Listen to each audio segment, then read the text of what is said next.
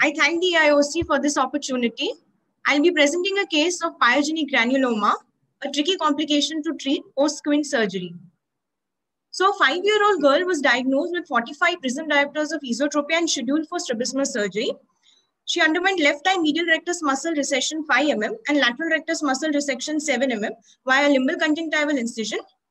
Muscle secured with 6-0 vicryl and conjunctiva was closed with 8-0 vicryl sutures. A combination of moxifloxacin and dexamethasone eye drops was instilled in the left eye 4 times a day for a week and then tapered for another 3 weeks. She was orthophoric and the post-op course was uneventful with a healthy wound and a minimum congestion at the end of 1 week. Now, after 3 weeks, the patient presented to us with a yellowish mass at the area of overlying the lateral rectus muscle in the operated eye. It was a 10 by 11 mm non-tender solid swelling, soft to firm in consistency. There was a mild conjunctival hyperemia, but no signs of inflammation as such, like, periorbital edema, erythema, discharge pain, systemic manifestations like fever, etc. The patient was put on systemic amoxicillin and clavulanic acid and topical eye drops, moxifloxacin hourly, and then taken for incision and drainage of what looked like a subconjunctival abscess because of the yellowish color and consistency.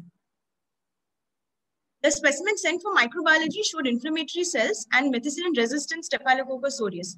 The patient was continued on systemic and topical antibiotics. In fact, the swelling and congestion did start to subside. But on the day 4, there was a recurrence of swelling at the same site with localized congestion, as we can see in the picture. So we started the patient on injectable vancomycin for 10 days, followed by linezolid tablet for 5 days with topical fortified vancomycin eye drops 4 times a day and dexamethasone 0.1% 4 times a day for 2 weeks. The patient had a gradual resolution of swelling. Fortified vanco was continued and dexamethasone was tapered, and the swelling, as you can see, resolved completely by the end of 1 month. So the recurrence of swelling and its pinkish fleshy consistency and appearance made us speculate. And after some research, we found a case report with similar features that stated complaints of swelling at the end of 3 weeks that appeared like an abscess, but later was proved to be an infective pyogenic granuloma on histology. It was managed with drainage of the swelling and systemic antibiotics and steroids. So as we all know, a pyogenic granuloma is a mass of highly vascular inflamed granulation tissue that's neither pyogenic nor a granuloma as such. And it's recognized complication of many ocular surgeries, especially involving the transconjunctival incisions like blepharoplasty, pterygium excision, chalazion excision, placement of silicone plugs, and eye muscle surgery. These lesions are usually treated with topical steroids, and if they fail to resolve, they are amenable to resection. In our case, the possibility of a subconjunctival abscess, subtenon, or scleral abscess cannot be really ruled out, but these usually present within a week of surgery with definitive symptoms of severe pain, discharge, signs of inflammation like tenderness, erythema, swelling, or fever. Also, one retrospective study found the incidence of post-op infection to be as low as 0.14%, and only 5 confirmed cases of pediatric subconjunctival subtenon abscess are reported in literature. Probably because the strict aseptic precautions that we take during surgery, like the use of povidone iodine in the conjunctival fornix or the use of proper post-op topical antibiotic coverage. Other differentials could be infected sutural abscess or granuloma, but that usually occurs as a painful swelling with granulation tissue, and overlying loose suture would be there. But so hence that is ruled out in our case. So the cause of conjunctival pyogenic granuloma is not very clearly understood, although they say that chronic infection with Staphylococcus aureus could be one of the causes. So we believe in our case, probably a chronic infection with Staphylococcus aureus has resulted in the formation of conjunctival pyogenic granuloma that was only responsive to an aggressive treatment with fortified antibiotic and steroid application. And we found that in cases of recurrence, as in our patient, topical fortified antibiotics work really well.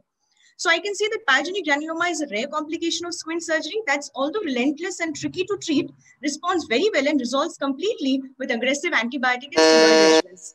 Thank you. Yeah, thank you for nice presentation.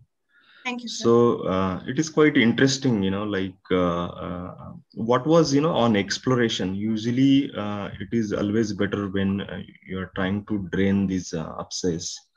It's better to explore and see around the, the muscle and the sclera, because as you said, the literature, there are reports of scleral melt or, the muscle, the abscess. Yes, sir. So was the cautery used? Because cautery has also shown to be, one of the reason for these patients to present with granuloma or necrosis. We don't use cautery usually, sir. Not much of cautery is used, not in this case. Okay. We try And to avoid as much as possible. okay, what were, the other antibiotics they were sensitive for this particular? So it was mainly vancomycin, sir, and linezolid. So that's how we started the patient on topical fortified vancomycin as well as systemic uh, vancomycin, followed by linezolid oral. Yeah, I'm sure there might be a cefazolin also, because cefazolin is very easily available. We can use fortified cefazolin, Okay. which is of the same spectrum, right? And they do have a good outcome.